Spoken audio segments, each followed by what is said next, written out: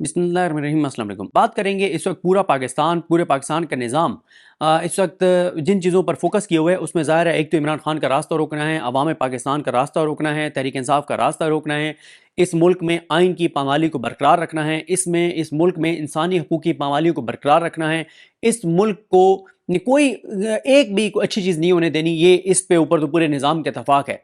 लेकिन इस निज़ाम का जहाँ पर ये इतफाक़ है तो इस निज़ाम को पता है कि अगर हमने ये चोरी डकैती लूट मार का निज़ाम, ये तबाही और बर्बादी का निज़ाम बरकरार रखना है तो उसके लिए जस्टिस काजी फ़ाइज़ ईसा साहब की मौजूदगी बहुत ज़रूरी है। और पूरा निज़ाम इस वक्त अपने बड़े लाडले जस्टिस काजी फ़ाइज़ ईसा साहब की एक्सटेंशन के लिए पूरी तरह सरगर्म है। और लेकिन खबर यह है कि नवाज शरीफ, ये पूरा निज़ाम और पीटीआई आमने सामने है। पीटीआई जो है वो बहुत सख्त उन्होंने हिकमत अमली बना ली है और बहुत एग्रेसिव होने जा रही है पीटीआई इस मामले में। और अब मैं आपको बता रहा हूं कि ये एक्सटेंशन का मामला अगर ना रुका तो ये अब इसका फैसला सड़कों पर होगा। तहरीक इंसाफ ने जबरदस्त हिकमत अमली तैयार किया है। तहरीक इंसाफ बहुत एग्रेसिव होने जा रही है क्योंकि तहरीक इंसाफ को भी इस बात की समझ है कि अगर जस्टिस काजी फ़ाइज़ ईसा साहब की एक्सटेंशन हो जाती है तो फिर तो सिर्फ एक कसर रह गई है और वो है कि चौकों चौराहों पे खड़े करके पीटीआई वालों को सीधी गोलियां मारी जाएं। पहले भी गोलियां चली हैं लेकिन वो मानता कोई नहीं है कि हाँ गोलियां चलाई गई हैं और सारी चीजें हैं। लेकिन अगर काजी फ़ाइज़ ईसा साहब की एक्सटेंशन हो जाती है फिर तो चौकों और चौराहों पे पीटीआई के लोगों को खड़ा करके उनको गोलियां मारी जाएंगी और इस मुल्क में कोई पूछने वाला नहीं होगा क्योंकि काजी फ़ाइज़ ईसा साहब का जो तहरीक इंसाफ के हवाले से उनका मौक़िफ़ है, जो उनके ख्यालात हैं, वो उनके फैसलों से झलकते हैं और छलकते हैं। वो सारा कुछ सामने नजर आ रहा है। मियां नवाज शरीफ जो हैं इस वक्त उनके लिए बहुत जरूरी है जस्टिस काजी फ़ाइज़ ईसा साहब की एक्सटेंशन।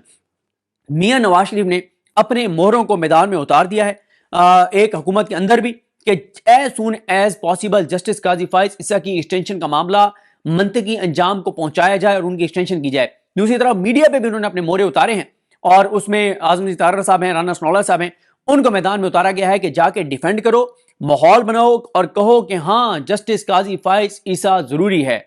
जिस तरह से वो एक उधर इंडिया में चल रहा है ना कि मोदी है तो मुमकिन है, और मरियम नवाज साहबा क्या इधर उन्होंने चला दिया है कि मरियम है तो मुमकिन है, तो इसी तरह से काजी है तो मुमकिन है। ये एक तीसरा नारा मुस्लिम लीग नून का ये अब होगा। गो के तहरीक इंसाफ भी एक नारे पे काम कर रही है और तहरीक इंसाफ जो है वो एक नारा इस तरह का कि ये जो ना इंसाफी है इसके पीछे काजी है, इस नाम से वो पूरी मूवमेंट और भी बहुत सारी चीजें होंगी। लेकिन उसमें एक नारा ये भी होगा कि ये जो ना इंसाफी है इसके पीछे काजी है, ये उसका एक मेन नारा होगा जो मूवमेंट तहरीक इंसाफ शुरू करने जा रही है।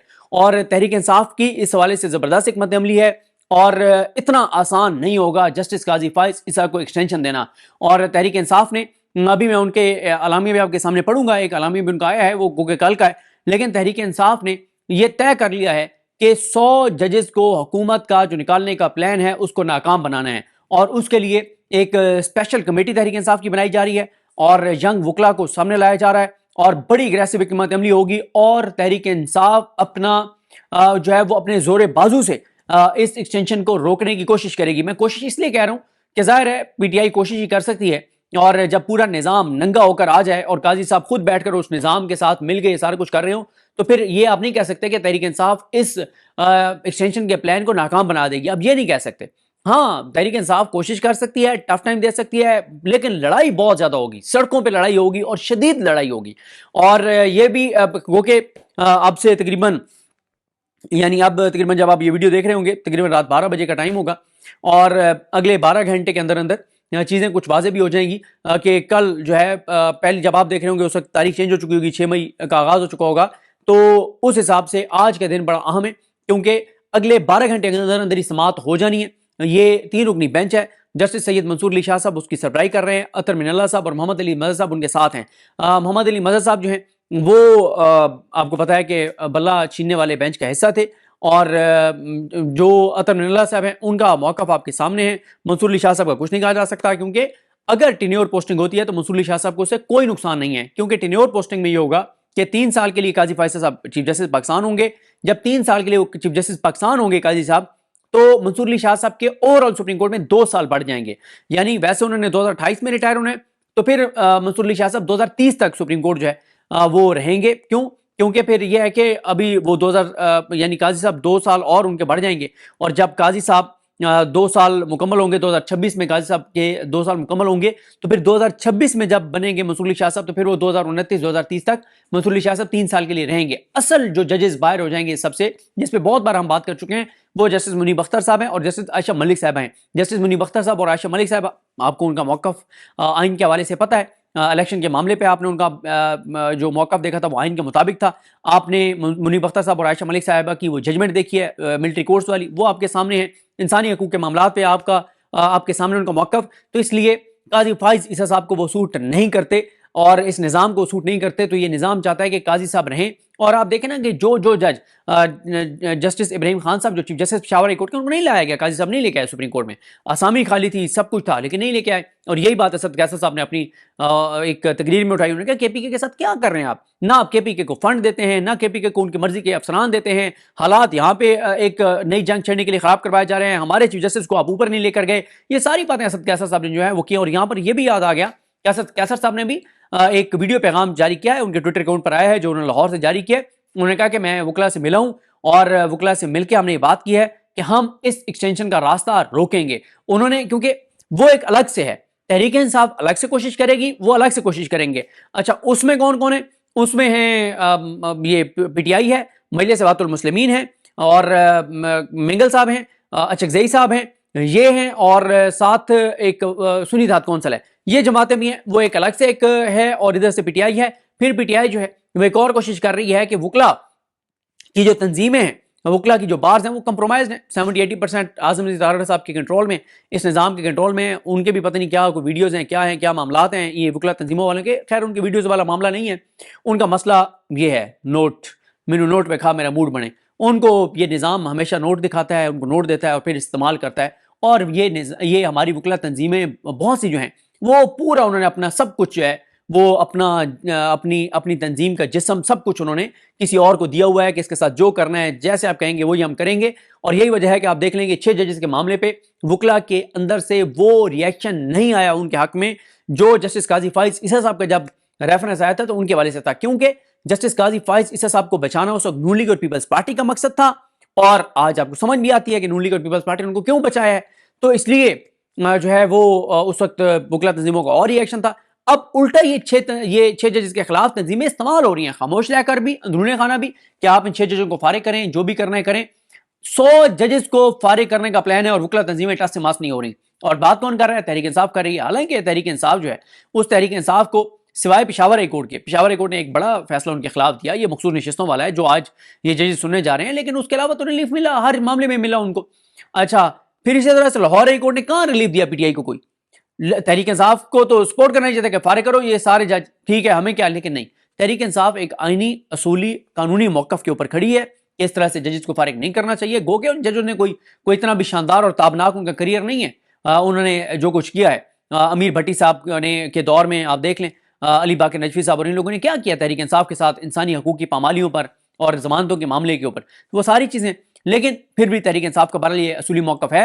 اور آج اب 2-3 چیزیں ہو رہی ہیں جس پہ ہمارے دوستوں نے بات کی, اسناد ملک صاحب نے بھی بات کی, احمد عدیل سرفراز صاحب نے بھی بات کی. اور وہ یہ ہے کہ اب یہ بھی دیکھنا ہوگا کہ کیا کوئی 5 رکنی بینچ بنانے کی بات ہوتی ہے, کیونکہ اس میں ویسے تو یہ 185 کے تحت ہے یہ اپیل, لیکن یہ 184(3) کے تحت نہیں ہے, لیکن 185 کے تحت بھی ہے. لیکن کیونکہ اس میں کچھ آئین کے آرٹیکلز ہیں, 2 آرٹیکلز ہیں, ان کی تشریح کا معاملہ ہے. تو جہاں پہ پریکٹس اینڈ پروسیجر یہ کہتا ہے کہ جہاں پہ آئینی تشریح کا معاملہ ہوگا وہاں پہ 5 رکنی بینچ ہوگا, تو یہ بھی ایک چیز ہو سکتی ہے. لیکن امپورٹنٹ یہی ہوگا جو فیصل صدیقی صاحب نے ساتھ ایک درخواست بھی دائر کیا ہے کہ جب تک آپ فیصلہ نہیں کر لیتے اس اپیل کا, تب تک پشاور ہائی کورٹ کا فیصلہ جو ہے وہ معطل کر دیا جائے, اور جو اراکین اسمبلی پی ٹی آئی کی جگہ پہ ان کو مخصوص نشستیں دی گئی جماعتوں کو, ان کے جو اراکین اسمبلی ہیں ان کے نوٹیفکیشن سسپینڈ کر دیے جائیں. تو یہ بڑا امپورٹنٹ ہے کہ آیا اس ایپلیکیشن کے اوپر کیا ہوتا ہے. ابھی میں نے کسی کا پڑھا ٹویٹ کسی نے کیا ہوا تھا کہ وہ شاید منصور علی شاہ صاحب پر اعتراض بھی ہو, تو یہ بھی ہو سکتا ہے وہ کس بیس پہ ہوگا, یہ بھی دیکھنا ہے کیا چیزیں ہوں گی. تو دن بڑا امپورٹنٹ ہے. اگر تو آج وہ فیصلہ معطل ہو جاتا ہے یا نظر آ جاتا ہے کہ ججز جو ہے وہ آئین کے ساتھ جا رہے ہیں, کیونکہ منصور علی شاہ صاحب کو تو میں نے آپ کو بتایا کہ کوئی نقصان نہیں ہے, اور محمد علی مظہر صاحب پہلے بلہ چھیننے والا فیصلہ دے چکے ہیں. رہ گئے اطہر من اللہ صاحب جو ہے ان کا پوائنٹ آف ویو کہیں پر اس سے میں اختلاف تو ہو سکتا ہے کہ وہ کچھ بھی کہیں اور ہمیں اختلاف ہو، لیکن وہ مینج نہیں ہو سکتے، وہ بدنیت نہیں ہو سکتے. ان کے فیصلے سے ہمیں اتفاق بھی ہو سکتا ہے، اختلاف بھی ہو سکتا ہے، ہم تنقید بھی کر سکتے ہیں، لیکن وہ مینج نہیں ہوتے. یہ بات بہرحال طے ہے. لیکن ایک تو آج اگر یہ مخصوص نشستوں والے معاملے میں نظر آ جاتا ہے کہ مخصوص نشستیں پی ٹی آئی کو واپس ملنے جا رہی ہیں، یا کم از کم پی ٹی آئی کو نہیں ملتی تو ان کو بھی نہیں ملنی، تو پھر تو چیپٹر ویسے ایکسٹینشن کا کلوز ہو جائے گا. لیکن اگر ایکسٹینشن کا معاملہ آگے بڑھتا ہے تو پی ٹی آئی سر بکف ہے. پی ٹی آئی بہت خطرناک لڑائی لڑے گی، سڑکوں پر لڑے گی.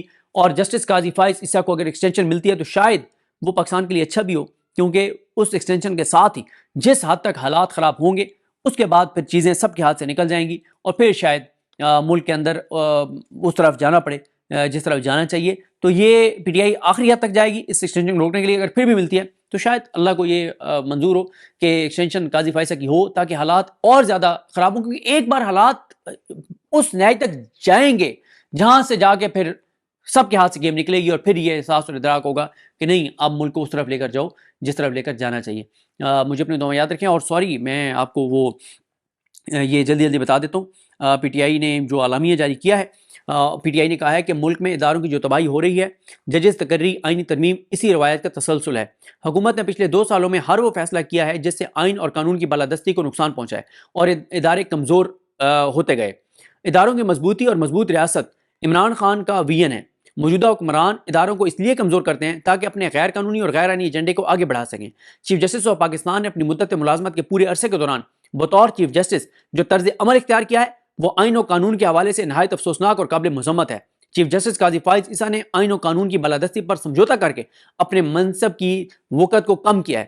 وہ قاضی فائز عیسیٰ نے عدلیہ کی آزادی میں ماورائے دستور اور ماورائے جمہوریت قوتوں کا دروازہ کھولا ہے جس کے بھیانک اثرات دورس ہوں گے. قوم یہ سمجھ رہی ہے کہ کس طرح ایک جمہوری پارٹی سے بلے کے نشان چھیننے اور اس کے مینڈیٹ پر ڈاکہ ڈالنے میں سہولت کاری کی گئی ہے، جس کا معاوضہ چیف جسٹس صاحب کو ایک ایکسٹینشن کی صورت میں مل رہا ہے. چیف جسٹس مدت ملازمت میں توسیع ایک رشوت کے طور پر لے رہے ہیں، جو کہ نہایت شرمناک اور قابل مذمت ہے. پاکستان کا دستور ایسے کسی بھی مخصوص شخص کے لیے آئین میں ترمیم کی اجازت نہیں دیتا. قانون سازی ہمیشہ ان موضوعات پر کی جاتی ہے جہاں اجتماعی مفاد ہو. پاکستان تحریک انصاف اس ترمیم کی ہر قانونی اور جمہوری طریقے سے مخالفت کرے گی اور اس کا راستہ پارلیمان میں بھی روکے گی. یہ ہے تحریک انصاف کا سخت موقف رد عمل. ماحول بنے گا. مجھے اپنی دعا میں یاد رکھیں. اللہ کریم ہم سب کا حامی ناصر ہو. اللہ حافظ.